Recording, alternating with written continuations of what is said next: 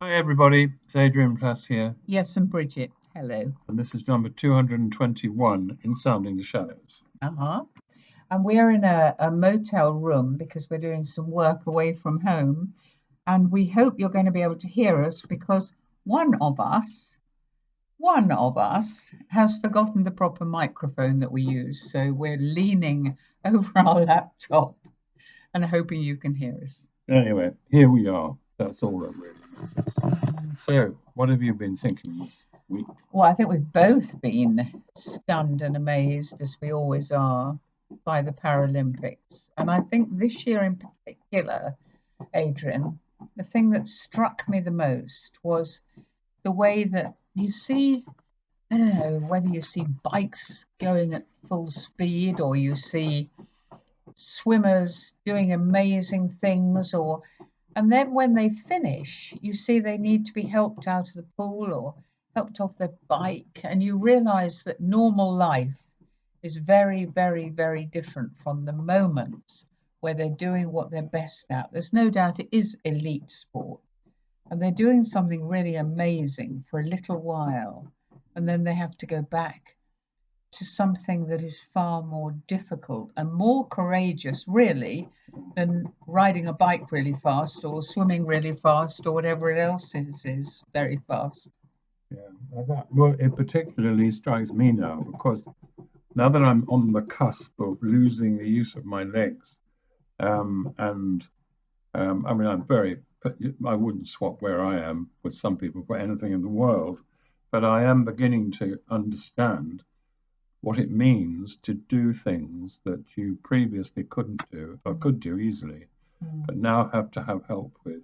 mm. And well, I Yeah, must say I've not understood that in the past, no. and now I am beginning But to. no, and I know for you, if you're sitting on a stool and you're talking to people or you're emailing people or you're whatever you are with people, it's as it always was. But then you have to get off the stage or you have to use your chair or whatever. Mm, And do you remember we met somebody who was the most amazing comedian?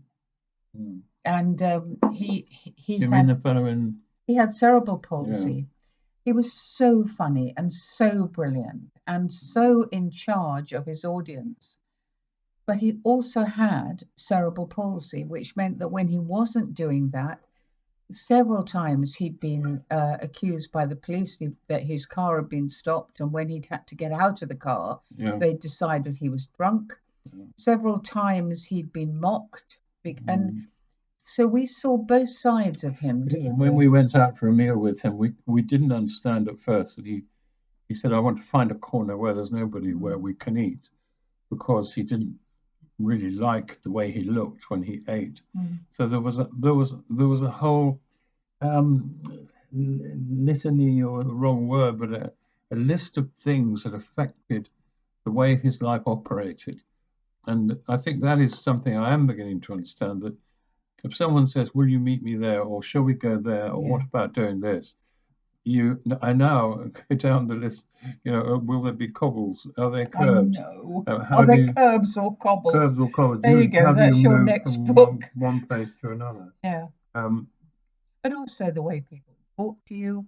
mm, Sometimes it can be very kind, but yeah. also, I, well, I the think wrong I sort think of I must say kind, maybe. balancing it. I think people are really nice to me, I know. and I've had some great conversations with people because I don't mind being taken on. When I was in a church recently, there was a lovely elderly gentleman came up to me and said to me,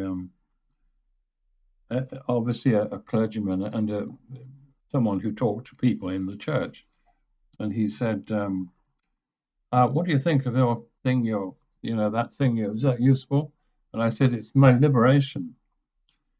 And there was a pause, and then I said, "And what is your liberation?" So he looked a little surprised. He said, "My liberation, well, actually," he said, "it's talking to people Yeah, like I'm talking to you now. yeah. Now that I'm this age, I'm in my 90s, and I find it really, really good to be able to just go and talk to people." Mm, Um, so a lot of conversations that have happened perhaps haven't happened always directly because of the difference in the way people see me.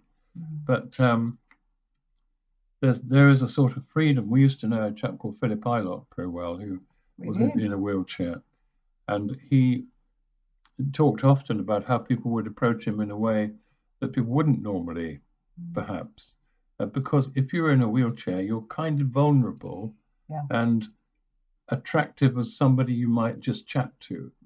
And my hope with Paralympics, and I know it happens every year, people say the same thing, Adrian, that people stop being worried by difference, worried by the fact that somebody hasn't got all their limbs, or somebody can't balance properly, or somebody, some other thing, that they realize that. But there's something else that struck me.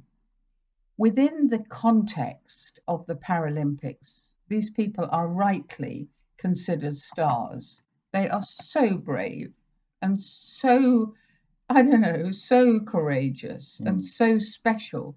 And their stories come through and we hear their stories.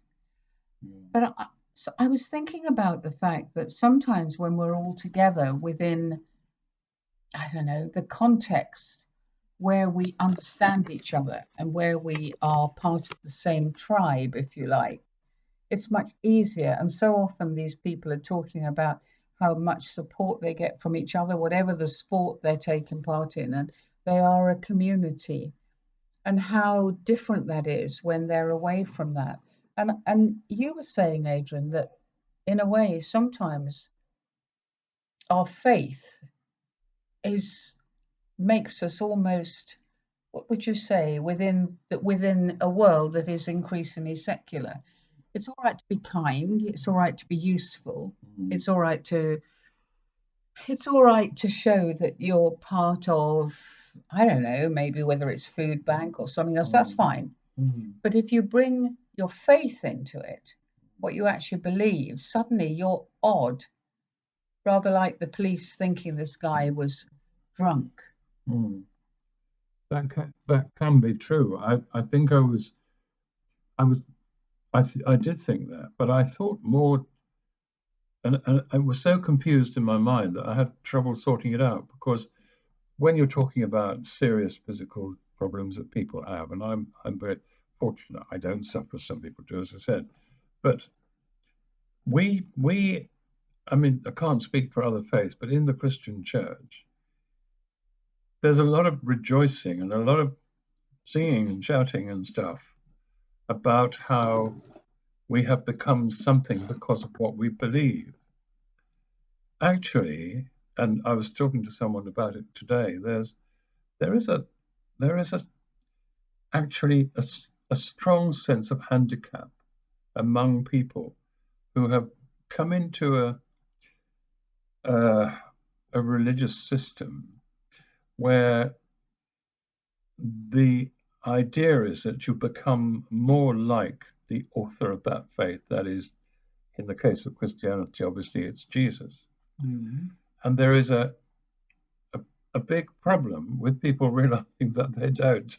that actually, for those who want to say, be in our thing, the Christian thing, if it's all true, well, I always add that as a maybe that's next week. Yeah, that you will always be handicapped in that context. I guess so. Although I would say, yeah, I can see what you're saying, Adrian, but you know, little Ellie Simmons and how lovely she is. And I do realize that, if you're listening from another country, it will be somebody from your country who you're thinking of in this context. I love Ellie Simmons.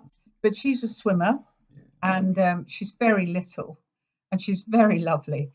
But so many other people have talked about her and saying, I saw her and I realized I could be more than just somebody with my handicap, with whatever area it was in. And I think if you're going back to thinking about faith, the danger is to pretend that you've got a bit further on, that you might end up with a gold medal. But in terms of an ideal, in terms of following somebody who represents something, that you would love to be more like, surely that's fine. Of course, that's fine. The problem comes where a depression hits people. It's very difficult, this conversation, because it's not about the normal, what we normally call handicap.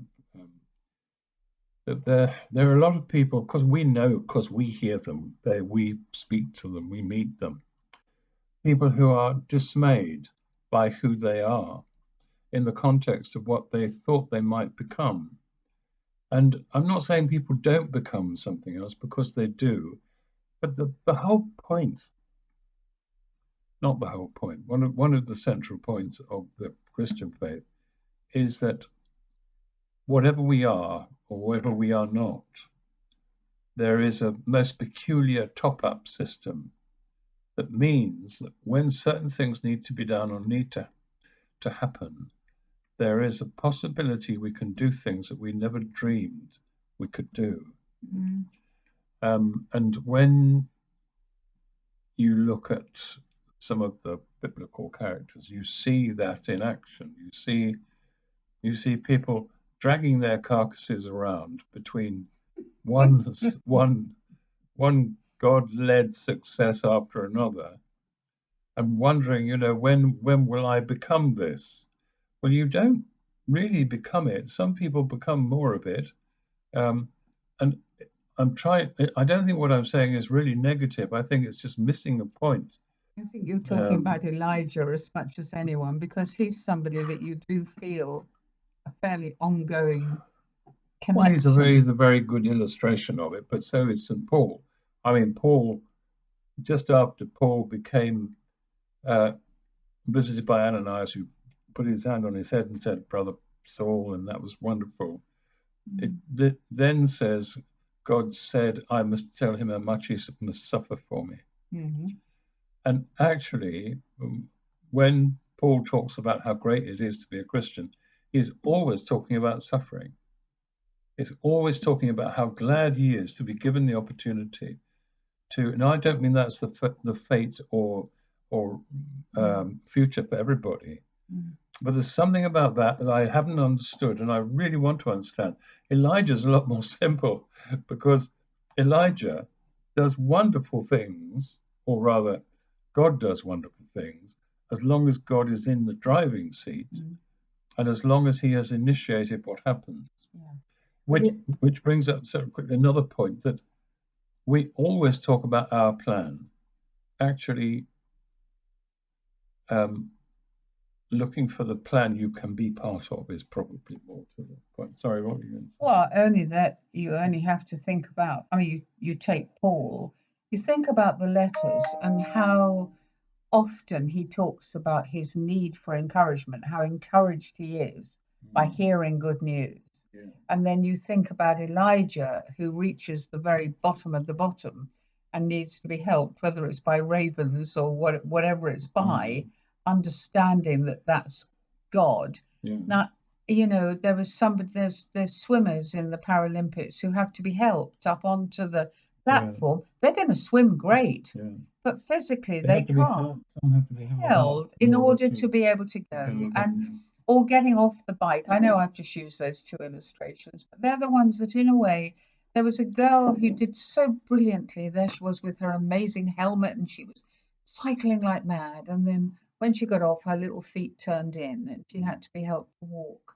And I think that understanding of vulnerability, combined with passion and excitement and a desire to do more than, but needing help to do it, has to be something that I've taken away from this, and that I would translate quite comfortably into where I am with my faith.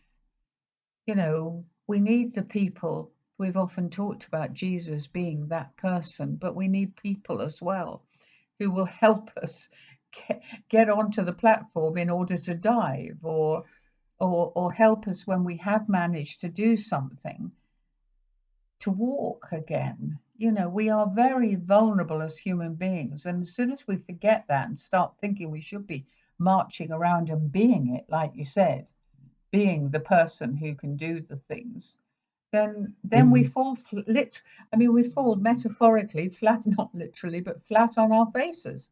We can't do it. It's very tough.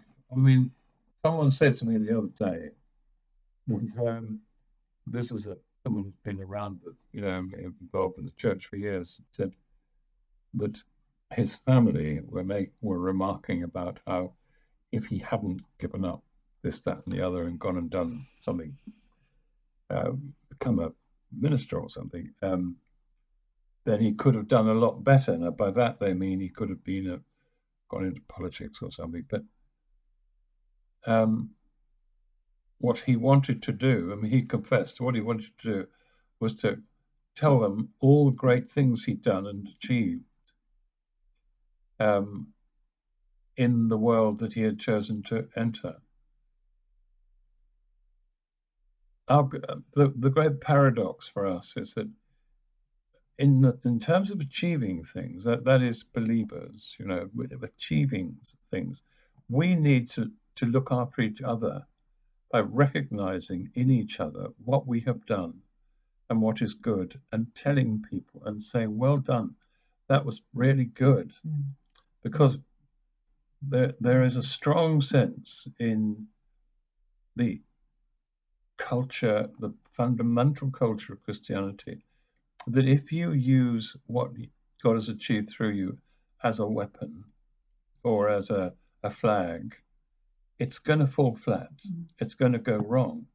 So one of the responsibilities we have is to really build people up by honestly not telling they have a gift that decorating houses or something when they haven't, but actually noting when something happens so you can tell them, so that they can feel a piece in there. Coming back to the Paralympics, I suppose because it's in my head, but when people talk after their swim or their ride or their run or their throwing the shot or whatever it is, they always talk about the family that has looked after them. And this is different from any other type of athletics, because that quite often this has involved operations, it's involved sitting by bedsides, it's involved decisions that nobody would want to make, it's involved giving confidence to children when they're little, that even though they've got things that they're having to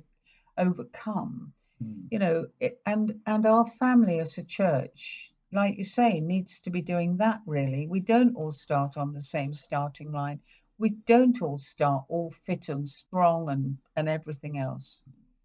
And caring about each other and building each other up and helping each other to just be a little bit more than is possible for all of us, isn't it?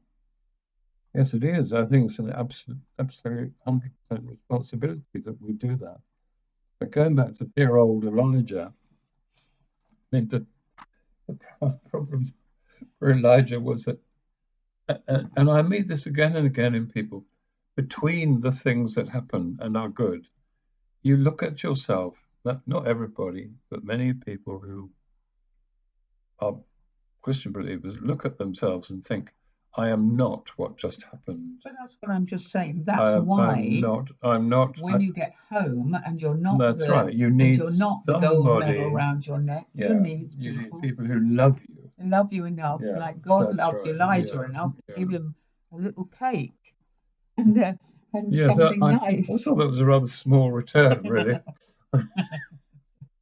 A cake and a glass of water, and then saying, anyway, you need to have another cake and another glass of water because you've got a 40-mile walk in front of you. Well, I suspect that's what a lot of coaches and people working in athletics, not that I would know anything about it, probably are the same. Yeah. Now that I've encouraged you, now that I've loved you, now I've cared for you, can I just point out you need to be at the gym or the swimming pool or the velodrome or wherever it is, or up on a hill, because tomorrow, and that maybe is how we need to be with each other, that tomorrow there may be a hill to climb. There may be a task that feels beyond us. There may be something that's going to... For me, especially at this time of my life and with things changing as they are, that the most valuable thing is to know that who I am is okay. It's all right. I don't have to be the person I was 10 years ago or 5 years ago. And that the things that God does in your life are no different than the way they always were. But for years, I think we link ourselves with our achievements as believers. And it takes a lifetime to say, it doesn't matter. I am who I am. I am called because of who I am, not because of special talents because or of who he is. whatever, because of who he is. Yeah, and there's a lot of love that's not recognized, and a lot of valuing that's not recognized. That I think people would be much happier if like those people who have families around them all the time and encourage them. There's something the families are saying, we love you. We don't love you because you get gold medals. We don't love you because you train every day. We admire that.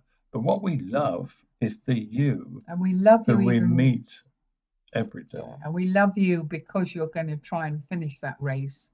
You're going to try and stay in it. You're going to, not because of that, but well, we just love you. It's exactly. unconditional love. And we know, talking to you, that there are many people who we meet and who we hear from who don't feel that they're doing that brilliantly. And we'd love to hear your stories. I hope we haven't been too confused, but there's there's something really special in that. And if I ever make my tired mind get round it, I'll try and sort it out. But the thing I'd like to say to people is, look, whoever, whatever you are, you're all okay. And you are loved.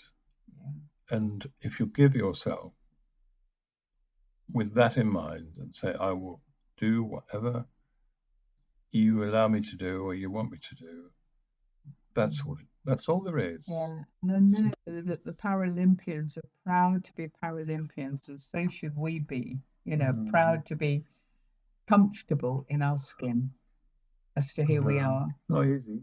Not easy. There's some people listening to this World Challenge. I know. Okay. We'll speak to you next week, hopefully with the microphone. Bye-bye.